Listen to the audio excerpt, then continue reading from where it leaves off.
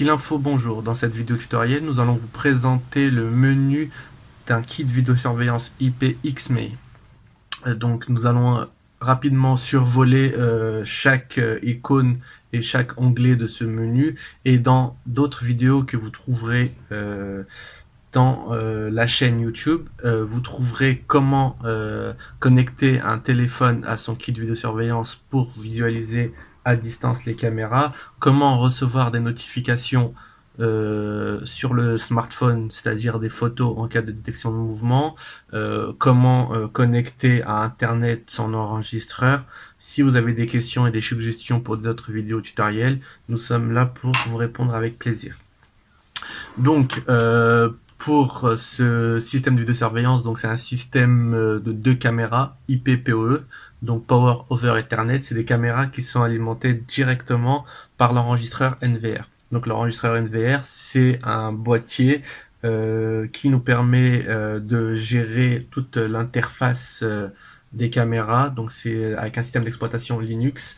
Nous avons donc dedans un disque dur qui va sauvegarder toutes les vidéos. Et donc c'est bien lui qui va alimenter nos caméras uniquement par un seul câble Ethernet. Donc un câble réseau. Pour commencer, donc c'est un enregistreur de 4 voix. Donc on peut mettre jusqu'à 4 voix. Ici donc on voit le nombre de chaque channel pour les caméras. Ici en mosaïque, nous avons les 4 mosaïques pour les 4 caméras. En bas à gauche, le 1, donc pour voir la caméra en plein écran. Avec les petites flèches, on peut naviguer sur la caméra 2, caméra 3 et caméra 4. Et si on revient sur les 4 caméras, on peut cliquer ici. Sinon, deuxième méthode, on double-clique sur la caméra, ça se met en plein écran, on redouble-clique dessus, on revient sur la mosaïque 4 vidéos. Si je choisis cette caméra-là et que je la veux vraiment en plein écran, on vient cliquer ici, et donc là j'ai toute ma caméra qui s'affiche. Pour quitter le plein écran, je fais un clic droit avec la souris et je vais dans Leave Full Stream. Ici, on a l'alerte intelligente. Entre guillemets, c'est pour régler les détections de mouvement avec une reconnaissance humaine.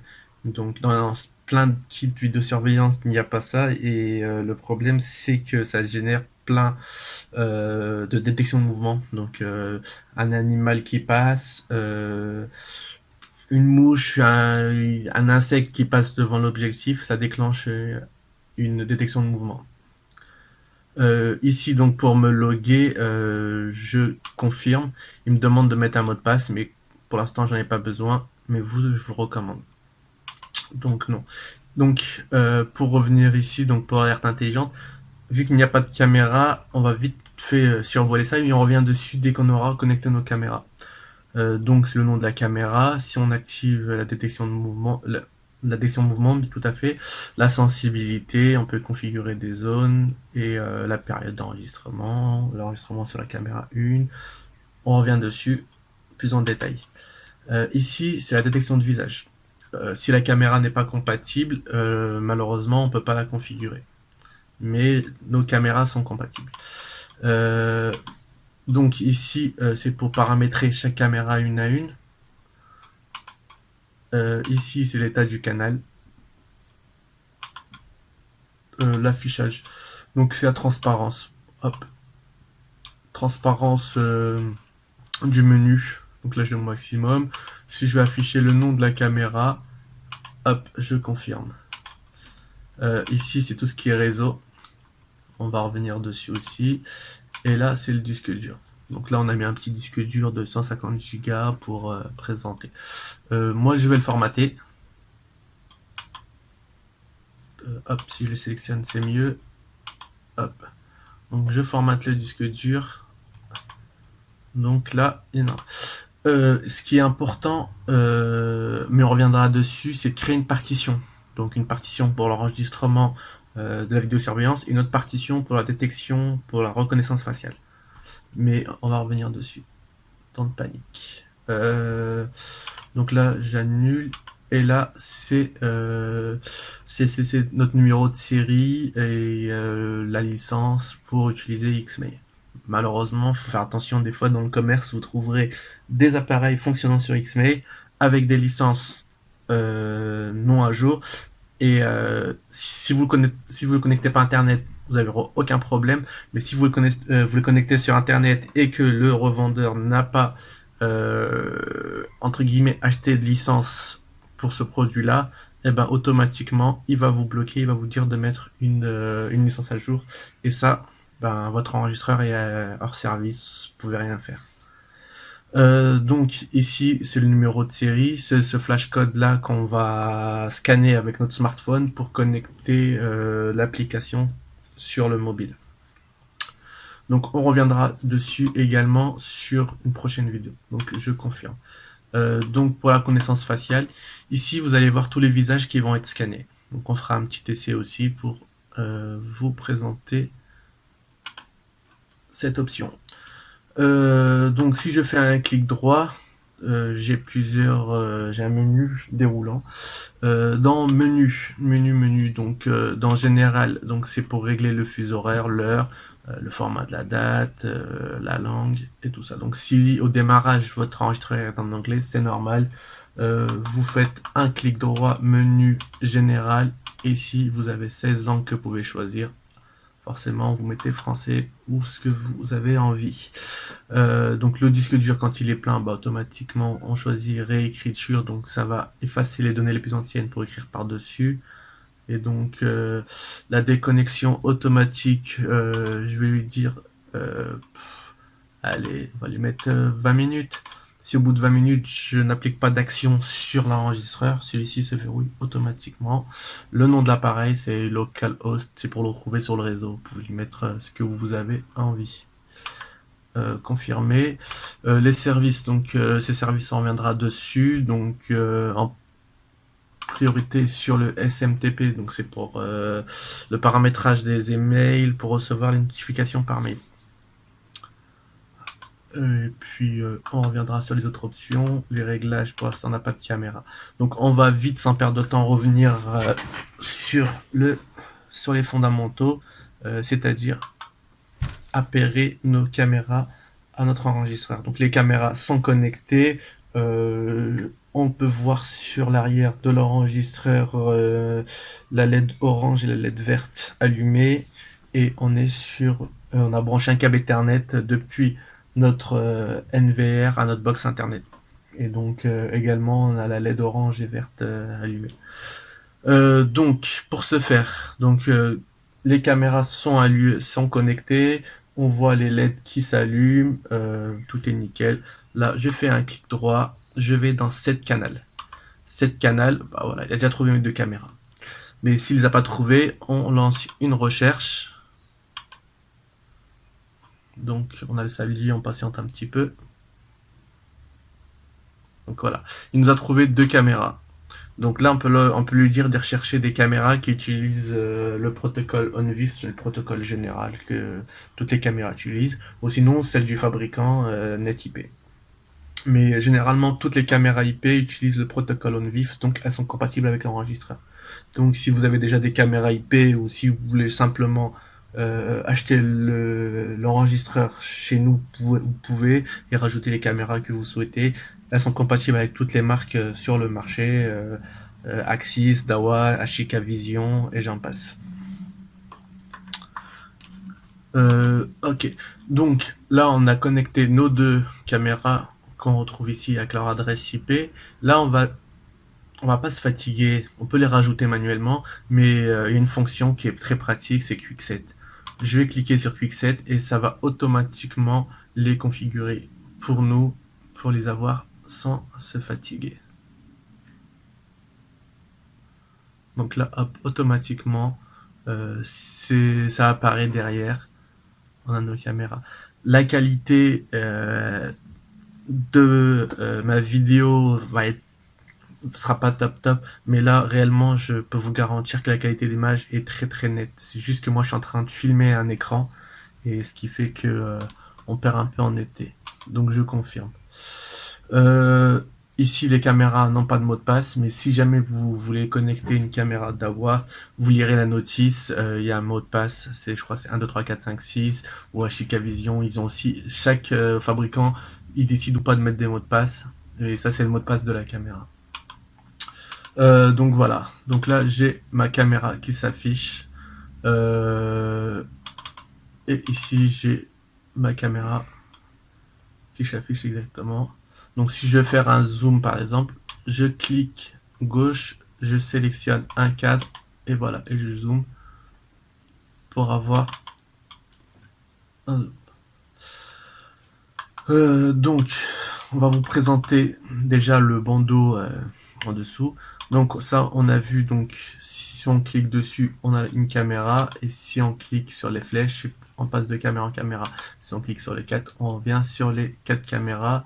Et si par exemple je double-clique dessus, je l'ai en plein écran. Et si je clique ici, je l'ai en plein écran. Tout simplement, je double-clique, je reviens, je fais quitter mode plein écran. Donc ici sur la caméra, pourquoi il me dit la caméra 2, bon, si je veux modifier l'emplacement de chaque caméra, j'ai pas besoin de débrancher la caméra pour changer le port Ethernet. Je fais un clic droit, 7 canal, je sais que ma cam 1 elle est en caméra 1 et que ma cam 2 elle est en caméra 2.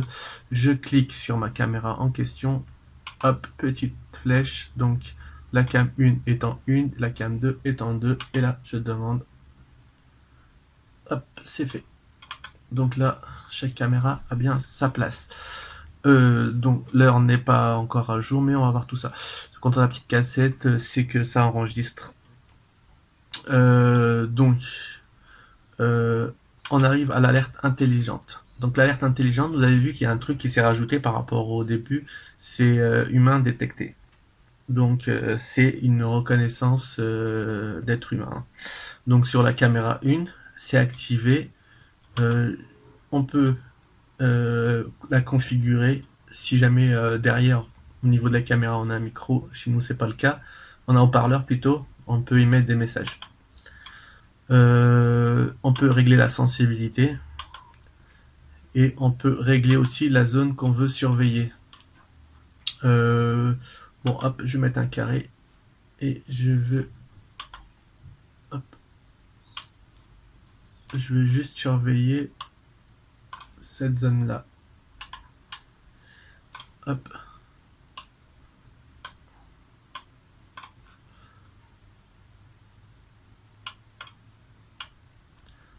Donc, s'il y a quelqu'un...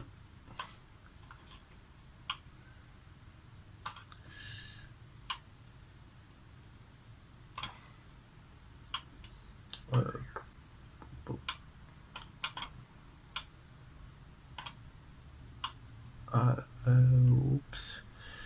Peut-être j'aurais pas dû prendre un carré, mais si je... Voilà. Moi, si ça passe. Voilà. Par exemple, là, j'ai décidé que si un humain franchit la clôture, bah, j'ai une notification. Donc, j'ai une alerte.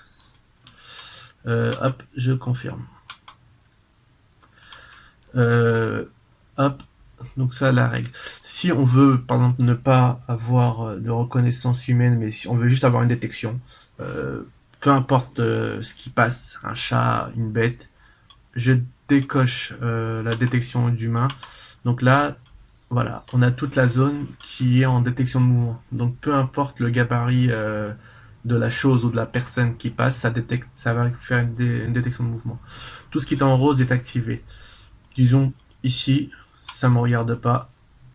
Hop, par contre ici, ça m'importe. Je désélectionne. Je désélectionne ma zone. Hop, hop, hop. Voilà, par exemple, et là je m'amuse à... hop. Voilà. Là, j'ai configuré ma zone. Là, j'ai configuré ma zone. Voilà, on décoche ou on coche les carrés. Quand c'est en rose, c'est que ça surveille. S'il y a une chose ou quelqu'un qui passe, ça crée une détection de mouvement. Ou autrement, tout ce qui est dans cette zone-là qui n'est pas rosé, ça ne crée pas de détection. Hop. Une fois que c'est fait, j'ai fait un clic droit pour revenir. Donc, on peut paramétrer cette détection de mouvement sur une plage horaire, sur des jours, sur nos souhaits. Voilà. Si par exemple on veut que le dimanche,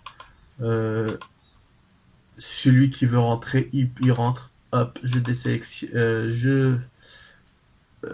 Voilà, j'ai désélectionné. Donc on voit que le dimanche, c'est pas surveillé.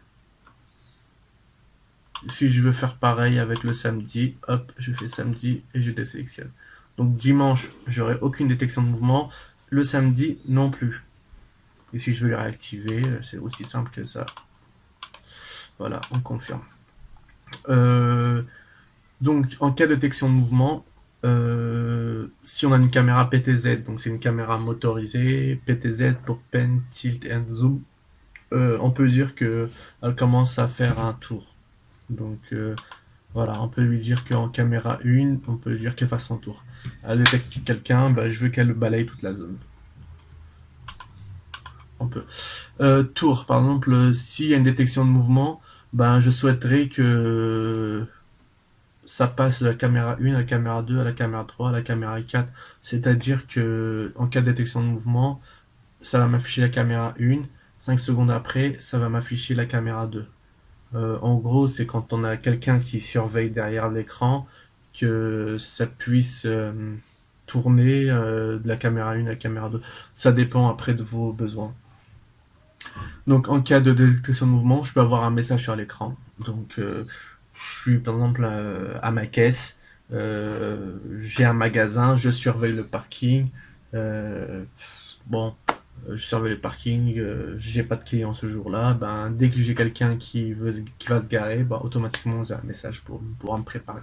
Ça dépend réellement de vos besoins, ça peut être de la surveillance, ça peut... En fonction de vos besoins, vous paramétrez la chose. Vous pouvez avoir un buzzer, donc en cas de détection de mouvement, vous êtes enregistreur qui bip. Vous pouvez enregistrer sur l'FTP. L'FTP, c'est File Transfer Protocol. Donc, ça peut enregistrer la vidéo sur un serveur, tout simplement. Vous pouvez envoyer la notification par email. Donc, ça va vous envoyer un email avec la photo de la détection. Données de connexion, je sais pas ce que c'est, et mobile à annoncer, donc on a une notification, un push, donc un message sur le smartphone. Donc là, je confirme. Et pareil pour la caméra 2, hein, je clique dessus, je viens dans les paramètres, non, ça c'est autre chose. Je clique dessus et je clique sur alerte intelligence et je peux régler. Donc, ça c'est le visu. Donc là simplement je vous présente les fonctions et dans une autre vidéo je vous fais un test en réalité en direct.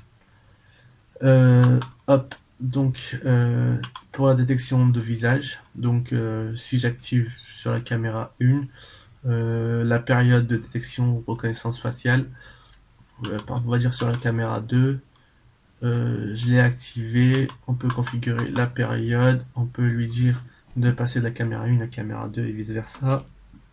On peut demander que si la caméra 1 est une caméra PTZ, donc une caméra motorisée, on peut lui demander une action.